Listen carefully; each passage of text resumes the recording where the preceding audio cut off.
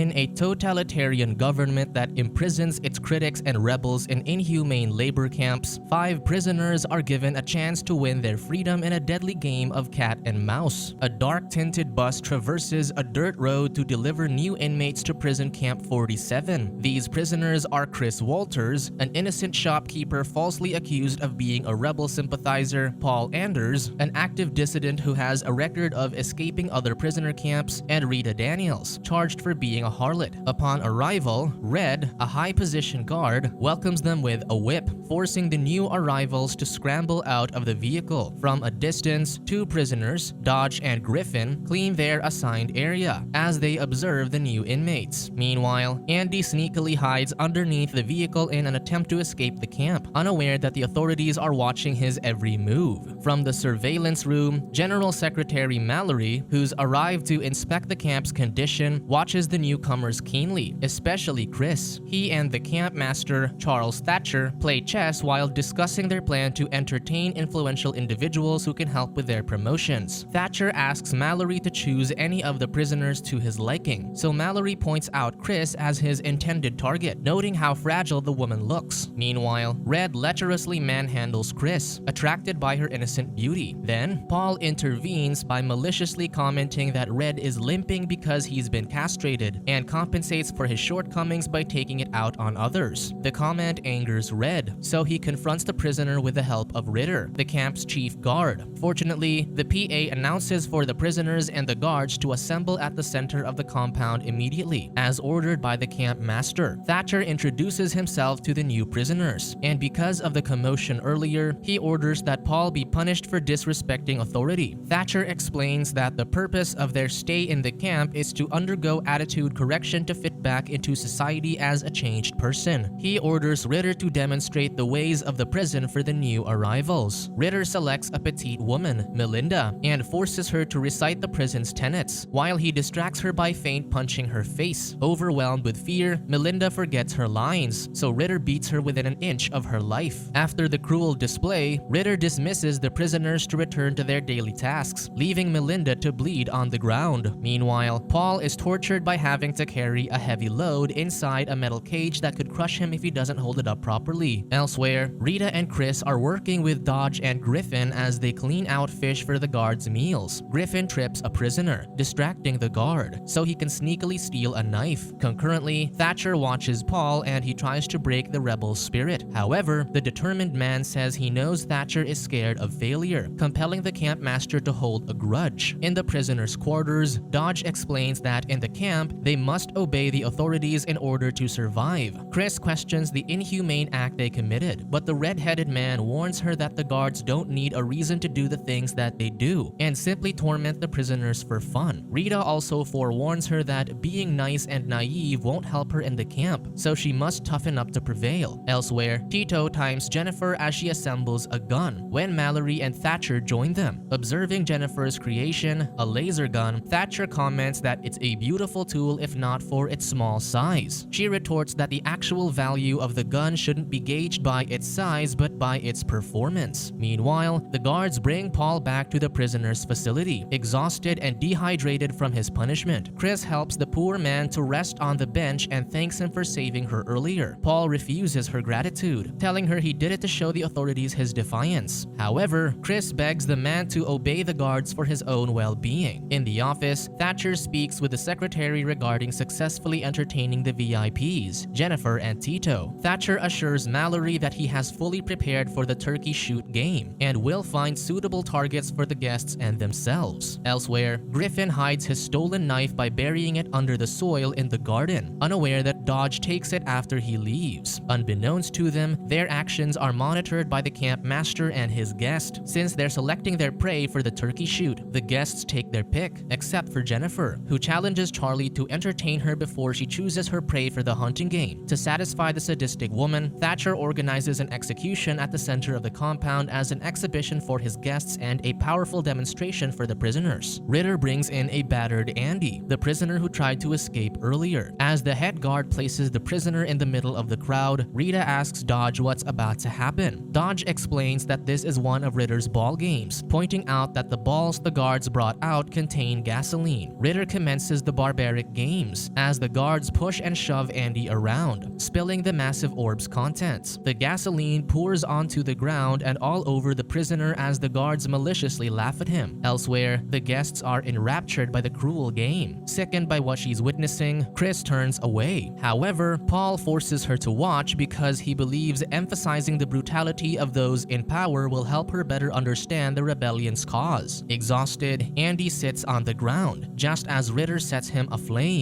The poor lad makes a sign of the cross for salvation before perishing in the fire. Later that night, Paul guards the entrance to the shower area, as Chris sneaks in for a quick rinse while the others are asleep. Suddenly, Red and 4 other guards enter the facility. 3 guards corner Paul, silencing him with a baton in his mouth, while the 4th one blocks the other door. Red mocks Paul as he enters the shower area. Chris gasps in fear as she notices the creepy guard enter. Red corners and manhandles her, but Chris courageously zips his pants over his member, causing Red to yelp in pain and back off. She runs out of the shower area only to be caught by Ritter, who scolds his men. He says Chris is reserved for an important person and mustn't be harmed, effectively saving the 2 prisoners from their misfortune. Chris cries, scared and humiliated, while Paul comforts the poor woman. The next day, Mallory, Thatcher, and Tito are lounging on the veranda, trying out the new gun on one of the prisoners. Jennifer arrives riding her horse when she gets spooked by a mutant beast-like man who gleefully smiles at her. Tito introduces the beast man as Alf, who the millionaire found in a carnival freak show to be his companion for the upcoming hunt. Later, Thatcher calls for Paul, Rita, Chris, and Dodge to his office. The camp master provides them with IDs and explains that they'll be set free if they prevail in a 12-hour survival game as human prey. He says that they'll be released into the wilderness as the guests stalk and hunt them down. The chosen prisoners will win their freedom if they successfully evade their hunters within the time limit. Paul is initially skeptical, but the man reluctantly agrees because of Chris's willingness to participate. As the selected prisoners return to their cells, the guests watch them with interest. Thatcher reminds the VIPs to only hunt their own targets and not take someone else's. That night, Dodge brags about being selected for the game because this is his chance to escape. He shows off the knife hidden in his sleeve, unaware that Griffin has seen him. The furious Griffin attacks Dodge after learning he stole his weapon. The guards try to hold the man down, but he easily knocks them over, prompting Thatcher and the other guards to stop the fight. The camp master decides to put Griffin in the hunt, not as an official participant with a chance at freedom, but for execution. As the hunt day arrives, the 5 selected prisoners are sent out one at a time, with half-hour intervals in between. Chris is released first, while Paul is last. Meanwhile, the guests prepare their gadgets and weapons for the hunt, and they head out to go after their targets one by one. Tito and Alf, while riding a mini bulldozer, immediately locate Dodge. Tito orders the beast man to break off and eat the prisoner's little toe before releasing him, only to chase him down again. Meanwhile, Thatcher gleefully toys with Paul as he misses with his sniper, which forces the dissident to scramble through the rocky terrain to escape the camp master. Concurrently, Griffin makes his way through the forest as he smartly creates fake tracks before climbing a tree, waiting for someone he can ambush. Red follows the trail and is unknowingly tricked by Griffin's handiwork. The tall prisoner attacks the guard and successfully takes his weapon. Elsewhere, Paul evades Thatcher's pursuit by causing a rock slide to block the path when the camp master tries to enter the area with his vehicle. His action aggravates Thatcher as he loses track of Paul. Later, Rita finds Griffin holding a gun and asks if she can join him, but the man refuses and explains that she's safer on her own since he's being hunted for execution and doesn't have the option to win his freedom by surviving the time limit. With no other choice, the woman scrambles to the forest to hide. Elsewhere, Dodge is exhausted trying to outrun his hunters and soon falls to the ground. Alf brutally beats him and breaks his spine over his knee on Tito's orders, since the millionaire has grown bored of his target. In a grassy field, Griffin spots Thatcher, and the 2 men proceed to have a shootout. However, Jennifer sees the prisoner and shoots exploding arrows in his direction. With 2 hunters mercilessly showering him with projectiles, one of Jennifer's arrows eventually hits Griffin's shoulder. Despite Thatcher's reminder that Griffin is his target, Jennifer continues impaling the man with multiple arrows. Annoyed, Thatcher heads back to his vehicle and drives onto the field to run Griffin over before his target can perish from the woman's arrows. On the other side of the forest, Chris helplessly traverses the woods, desperate to flee from her pursuers, Mallory and Ritter. Ritter. The head guard hunts down the secretary's prey, but Chris smartly hides in a crack in the ground, causing Ritter to lose her tracks. However, Chris unintentionally reveals her location when she freaks out due to a nearby snake. With no other choice, she runs through the dense woods into a sugarcane field. Back in the prison camp, the guards display Griffin's lifeless body inside a cage to serve as a reminder that escape is futile. Meanwhile, Jennifer tracks down Rita, who's busy washing up in the lake. The sadistic woman starts toying with the prisoner, shooting arrows one at a time to scare the woman, missing her target on purpose. She chases Rita, and while the blonde prisoner scrambles to escape, Jennifer corners her and viciously promises absolute pain and torture. The defenseless Rita can only scream and cry in terror. By the river, Tito and Alf intercept and capture Paul. As the beast man holds the prisoner up against a tree, Tito prepares to crush Paul with his mini bulldozer. Fortunately, Paul frees himself by stabbing Alf's eye with a tree branch. Then, the prisoner pushes Alf in the buggy's way, causing Tito to indirectly bisect his beast man, allowing Paul to run away. Concurrently, Ritter tells the secretary that he'll smoke Chris out from the sugarcane field, and he runs to the other side of the area. Impatient, Mallory enters the field to search for his target, and he comes across Chris running away from the smoke. He tries to have his way with the woman, but Paul appears and snatches his gun, and the prisoner shoots the secretary in the groin. The two prisoners immediately flee the area, leaving the incapacitated Mallory unable to escape the flames engulfing the field. They traverse mangroves and use a floating log to swim along a river until they reach a coastline. They realize that they're on an island and deduce that they never had a chance at escaping, despite what Thatcher said. Ritter catches up to them, so Paul challenges him to hand-to-hand combat, and the guard obliges by setting his machete down in the sand. The two men duke it out and end up in the water. The larger and stronger Ritter overpowers Paul and tries to drown him, but Paul grabs a rock underwater and bashes the bald man's head, disorienting him. As Paul runs away, Ritter shoots at him with his handgun. Chris comes out of hiding, grabs the machete and swings it down onto Ritter's arms, hacking off both his hands. The injured man turns to the woman, but his profuse bleeding leads to his quick death. Conflicted by what she'd done, Chris runs off, but Paul eases her emotions by explaining that she did the right thing in order to save both their lives. Elsewhere, Rita's lifeless, bloody body lays on the ground, with an arrow sticking through the side of her face. Later, Chris and Paul run out of the jungle, only to see Tito driving directly toward them. Paul devises a plan for Chris to distract the maniac, while he attacks from behind, effectively ending Tito's life with a machete to the head. Elsewhere, Thatcher is having a crisis after he discovers Mallory's burned corpse. Unable to come up with an explanation to the higher-ups, Jennifer returns after her hunt to see the dilemma. She calls the camp master an idiot before leaving to go finish what Thatcher wasn't able to do. The man orders the guards to shoot the remaining prisoners on sight, indicating that the camp master never intended to set any of them free even if they won the game. Meanwhile, Paul and Chris steal Tito's vehicle to attack the camp and use its mounted machine gun to shoot down the guards. They release the other prisoners, and the alarm system triggers a distress signal. As Paul and Chris lead the others to fight back, headquarters sends 2 Air Force bombers to oversee the situation and to wipe out the area if the camp is no longer under departmental control. The prisoners raid the armory for weapons, while Chris destroys the communication console. Suddenly, Jennifer appears and reveals that she has already sent the call to destroy the camp. She attacks Chris, but the once meek prisoner fights back and successfully takes Jennifer's arrow and stabs her in the throat just as the projectile explodes. Meanwhile, Thatcher leads his men to subdue the rebels, yet Paul's commanding skills outmatch his as the rebel leader defeats the camp master. The prisoners immediately flee into the forest to hide from the jets arriving to destroy the camp. Paul and Chris watch the prison camp burning, finally free of the camp master and the guards' evil rule. Subscribe to watch more videos like this, turn on notifications and leave a like to help the channel out. Thank you for watching.